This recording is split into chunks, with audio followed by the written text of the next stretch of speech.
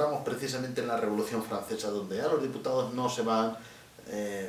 digamos, se van a agrupar en función de sus tendencias ideológicas o de sus tendencias políticas. Ahí es donde aparecen los conceptos de izquierda, de derecha, en el sentido que hoy los entendemos y que tenían que ver con la ubicación de los grupos parlamentarios en la sede de la Asamblea. En el caso de Francia, como sabemos, en 1789 se aprueba la primera declaración de derechos, no ya mundial, pero sí vamos a decir continental, porque ya hemos citado en 1689 el Bill of Rights en Inglaterra, hemos citado las 10 primeras enmiendas de la Constitución de Estados Unidos de América, pero ahora tendríamos que citar la Declaración de Derechos del Hombre y del Ciudadano del año 1789, que es de la Revolución Francesa, y también encontramos los primeros textos constitucionales de Europa,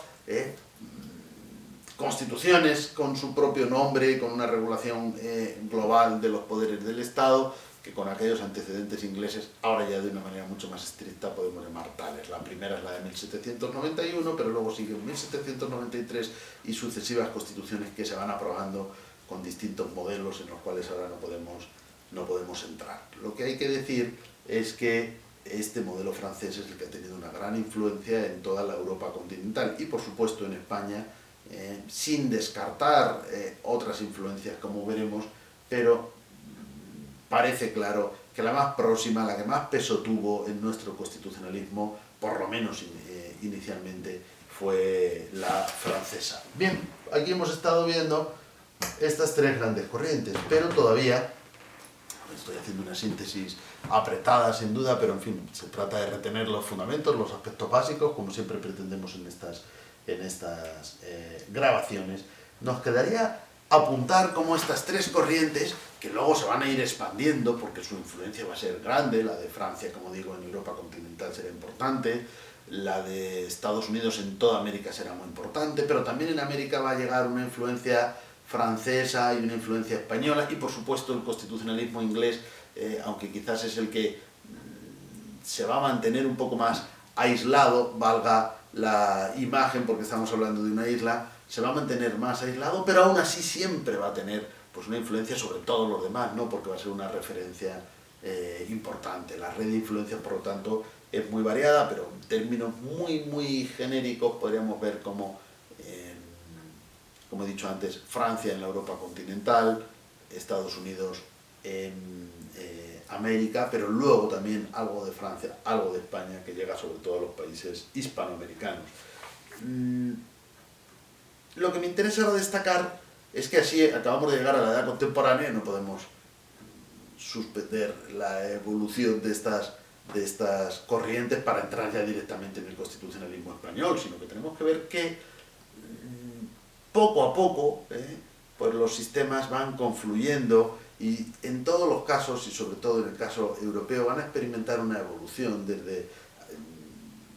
el Estado absoluto, que era el modelo previo a la Revolución Francesa, hasta lo que ahora vamos a llamar Estado social y democrático de derecho. Esto significa que aunque los pilares iniciales se mantienen, y ya lo sabemos porque lo vimos en el tema anterior al hablar del concepto de Constitución, son la separación de poderes y son los derechos humanos, sin embargo hay una larga evolución. Esa evolución va por un lado por la ampliación de los derechos, por otro lado va a ir por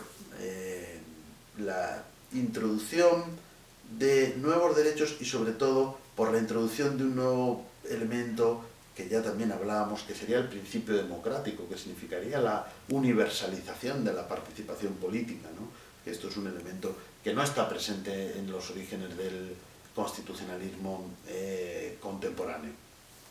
Por lo tanto, en toda Europa también van apareciendo otros modelos, desde luego a lo largo tanto del siglo XIX como sobre todo en el siglo XX, pero lo importante es ver, aunque en otra lección posterior, cuando hablemos del concepto de Estado social y democrático de derecho, profundizaremos en esta idea, ver toda esta evolución. Durante el siglo XIX el Estado de Derecho va a ser un Estado liberal, basado en esos dos pilares que hemos dicho, separación de poderes, reconocimiento de derechos humanos, pero los derechos se centran sobre todo en los derechos de libertad, por lo tanto no son declaraciones de derechos ni catálogos de derechos dentro de las constituciones, ni mucho menos equiparables a los que conocemos. Tienen un catálogo más reducido y se centran en la vida, la libertad, la propiedad, ¿no? Eso que claramente tiene esas reminiscencias de John Locke como pilares o valores esenciales de ese constitucionalismo decimonónico. En el siglo XX se van introduciendo esos nuevos elementos. El elemento democrático, como ya he dicho, basado en ese principio democrático, que va a significar, desde el punto de vista de los derechos, la introducción de derechos de participación política, pero sobre todo la universalización, porque ya existía, como es lógico, a lo largo del siglo XIX un derecho de sufragio, pero era restringido, era limitado, tanto en su vertiente activa como en su vertiente pasiva. A lo largo, sobre todo en la primera mitad del siglo XX, se va a ir implantando ese sufragio universal, y el concepto de soberanía paralelamente lo vamos a ir trasladando del concepto de soberanía nacional que teníamos en el siglo XIX a un concepto de soberanía popular, que ya estaba presente en Rousseau, pero que Rousseau pensaba que esto solo se conseguía a través de la democracia directa, ¿no? Ahora ya se tiende a pensar que se consigue al menos mediante la universalización de los derechos de participación política. Eso sería el Estado democrático. Y el Estado social, lógicamente, también implicaría una clara ampliación del catálogo de derechos hacia los derechos económicos, sociales y culturales, vinculados a una idea de igualdad real que el Estado tiene que conseguir. Así que, a lo largo también de esa primera mitad del siglo XIX se va a ir implantando, del siglo XX, disculpas, se va a ir implantando ese elemento social que sobre todo ya se va a expandir de una manera muy notoria después de la Segunda Guerra Mundial. Si nos quedamos en Europa, después de la Segunda Guerra Mundial, iniciamos una nueva etapa del constitucionalismo, sin duda alguna, donde ya el principio básico o los principios básicos son los que derivan de ese concepto de Estado social y democrático de derecho. Eso implica una clara expansión de los derechos al ámbito social, al ámbito económico, derechos culturales, nuevas generaciones de derechos. También una racionalización del sistema parlamentario, ¿no? Ahí se hablaría del parlamentarismo racionalizado, y aquí vamos a encontrar sin duda alguna dos nuevas referencias que son muy importantes en el constitucionalismo europeo occidental, que son desde luego y por encima de todo la alemana, con la Ley Fundamental de Bonn de 1949 y toda la doctrina alemana desde esa época, y la italiana con la Constitución de 1947. Luego tendremos una Constitución francesa de 1958, todo esto lo vamos a ver en el próximo tema. Me quedaría aquí, pero es decir que a esas tres corrientes vamos a ir sumando, o a esos tres grandes modelos, por así decirlo, que a su vez van a ir confluyendo porque se van, por así decir, mezclando esas influencias en otros sistemas, y vamos a añadir otras referencias importantes según el momento, ¿no? A partir de la Segunda Guerra Mundial es muy importante esas referencias de